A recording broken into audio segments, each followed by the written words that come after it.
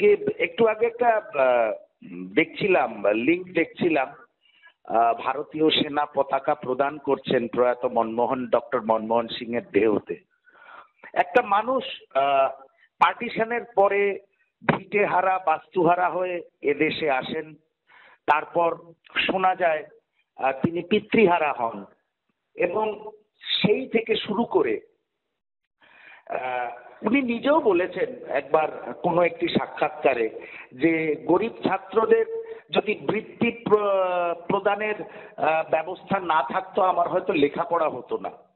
এতগুলো ডিফিল, ডিলিট এবং থিসিস ওনার উনি সাবমিট করেছেন, অক্সফোর্ড থেকে, কেমব্রিজ থেকে, দিল্লি স্কুল অফ ইকোনমিক্স। এ ভাবা যায় না, ভারতবর্ষ এক রত্নকে হারালো। তার নীরবতা নিয়ে অনেকে কটাক্ষ করেছে, ডক্টর মনমোহন সিংকে মৌন মোহন বলেছে। আবার ডক্টর মনমোহন সিং এ কথাও বলেছিলেন যে আমি মৌন হতে পারি কিন্তু সাংবাদিক সম্মেলন করতে পিছপা হই না। এরকমই একজন ক্যারেক্টার ছিলেন ডক্টর মনমোহন সিং, এবং ওনার প্রধানমন্ত্রিত্ব কালে আমরা দিগন্তকারী 100 দিনের কাজ, MNREGA, right two education, right two information, এগুলো আমরা পেয়েছি।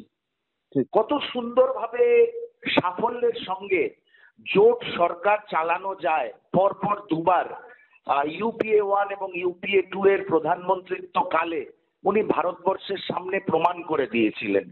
কারণ জোট সরকার চালানো বা ভারতবর্ষের ইতিহাসে জোট সরকার খুব সাফল্যের সঙ্গে চলছে এরকম নিদর্শন খুব কম আছে, কিন্তু ডক্টর মনমোহন সিং এর নেতৃত্বে, বলিষ্ঠ নেতৃত্বে সেটাও প্রমাণিত হয়েছিল। সবচেয়ে বড় কথা, ভারতবর্ষের মতন তৃতীয় বিশ্বের একটি গরিব দেশে আমি মনে করি যে মনরেগা প্রকল্প বা 100 দিনের কাজ এবং তথ্যের অধিকার, এই দুটো যে দিগন্তকারী সিদ্ধান্ত ডক্টর মনমোহন সিং সরকার নিয়েছিলেন, এটা বোধহয় আমাদের মতন গরিব ভারতবাসী চিরদিন মনে রাখবেন। ওনার আন্তর্জাতিক গ্রহণযোগ্যতা, ওনার জাতীয় গ্রহণযোগ্যতা আজকে বাধ্য করছে সবাইকে মাথা হেট করে ওনার সমালোচকদেরও। এমন সমালোচকও পশ্চিমবঙ্গে রয়েছে যারা ওনার স্মিত ব্যবহারকে গুডি গুডি বয় আখ্যা দিতেও পিছপা হননি, ওরকম একজন শিক্ষিত মানুষ সম্বন্ধে। তা আমি কারোর নাম করতে চাই না। আজকে অত্যন্ত দুঃখের দিন, আমরা এক কৃতি সন্তানকে হারালাম। কিন্তু ভারতবর্ষ যে অর্থনৈতিক ক্রাইসিসের মধ্যে ছিল 90-এর দশকে, যখন উনি ভারতবর্ষের অর্থমন্ত্রী ছিলেন, ওনার উদার অর্থনীতি এবং সেই যে ভিত ভারতবর্ষের অর্থনীতিকে উনি প্রদান করে গেলেন, এইটা ভারতবর্ষ আগামী দিনে ভারতবাসীরা তার সাফল্যকে অনুভব করবেন। আমি আমার তরফ থেকে, আমার দলের তরফ থেকে, আমার সহকর্মীদের তরফ থেকে এবং এই বাংলার এই সমাজের তরফ থেকে যারা যারা আমার প্রত্যেকের তরফ থেকে দুঃখ প্রকাশ করছি যে এরকম একজন কৃতি সন্তানকে আমরা হারালাম, এবং তার এই প্রয়াণ একটা পার্মানেন্ট ভ্যাকাম আমাদের সোসাইটিতে তৈরি করে রেখে যাবে। এর কোনো শূন্যতা পূরণের কোনো জায়গা নেই, কোনো জায়গা নেই।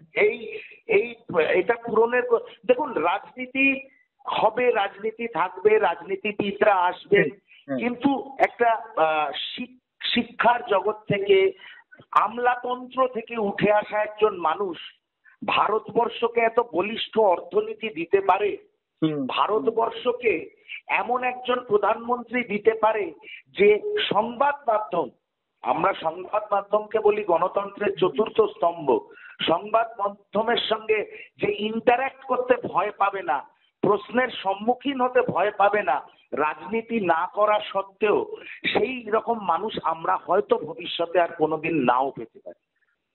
ঠিক ঠিক দাদা, একটা প্রশ্ন, যে মানে আমরা এখন অনেক এইমস নিয়ে কথা বলছি, বাংলায় তো একটা সময় তার হাত ধরে এইমস এর স্বপ্নও দেখেছিল, মানে এই সেটা যদিও স্বপ্ন থেকে গেল, মানে সেটা একটা আক্ষেপ কোনোভাবে মনে হয় যে যদি হতো উত্তরবঙ্গে তাহলে এটা বড় হতো মনে হয়? দেখুন, শাসন ক্ষমতায় যেই থাক, একজন বাঙালি হিসাবে বাংলার স্বাস্থ্য পরিকাঠামো, শিল্পের পরিকাঠামো, শিক্ষার পরিকাঠামো আরো উন্নত হবে, উন্নততর হবে, এটা খুব স্বাভাবিক ব্যাপার। এটা আমিও একজন বাঙালি হিসাবে চাইবো। তবে আমি আশা করেছিলাম যে নিশ্চয়ই উত্তরবঙ্গে এইমসটা হবে, যে কোনো কারণেই হোক। তার মধ্যে রাজনৈতিক জটিলতাও আছে, আপনারাও জানেন। তবে এটুকু আমার বিশ্বাস ছিল, ডক্টর মনমোহন সিং ইউপিএ 3 সরকার যদি গঠিত হতে পারত, হয়তো আমাদের বাঙালিদের এই স্বপ্নটাও পূরণ হয়ে যেত, যেটা হতে পারলো না। এবং পরে রাজনৈতিক নানা রকমের চাপান উত্তর, রাজনৈতিক জটিলতা সবকিছু তো আছেই। আমরা বাঙালিরা তো নিজেদের ভালোর চেয়ে রাজনীতিটাকে বেশি বুঝি, বেশি ভালো অনুভব করি এবং সব বিষয়ে রাজনীতি করতে পছন্দ করি। তো সেই জায়গায় আমরা তো ধীরে ধীরে পিছিয়ে যাচ্ছি, এটা অস্বীকার করার কোনো জায়গা নেই।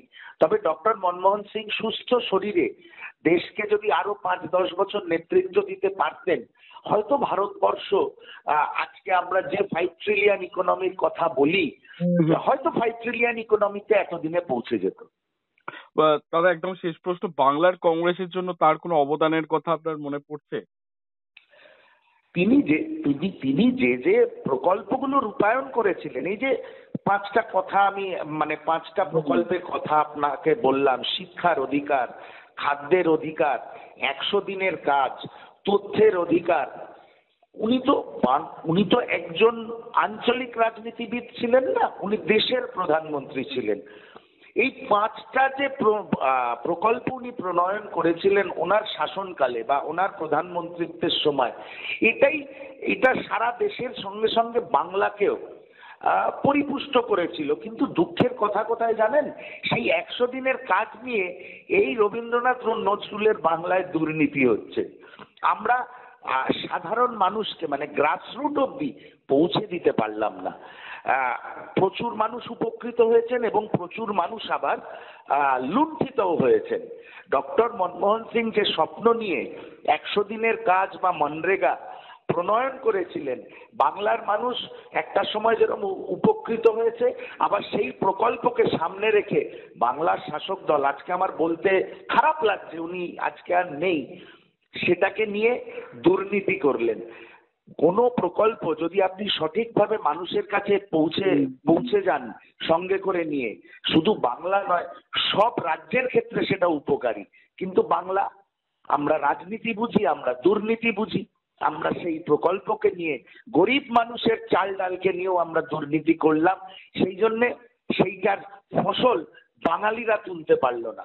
জাতীয় কংগ্রেস একদিন না একদিন মানুষকে তো বোঝাতে সক্ষম হবেই ডক্টর মনমোহন সিং কি করে গেছে, এবং আমরাও দায়িত্ব নিয়ে বলছি এটাও আমরা মানুষকে বোঝাতে সক্ষম হব ডক্টর মনমোহন সিং এর প্রণীত প্রকল্পগুলো কিভাবে বাংলার শাসক দল মিসইউজ করেছে, বাংলাকে বঞ্চিত করেছে।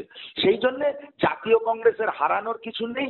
জাতীয় কংগ্রেস আগামী দিনে ডক্টর মনমোহন সিং এর স্বপ্নকে সামনে রেখে আগে এগিয়ে যাবে।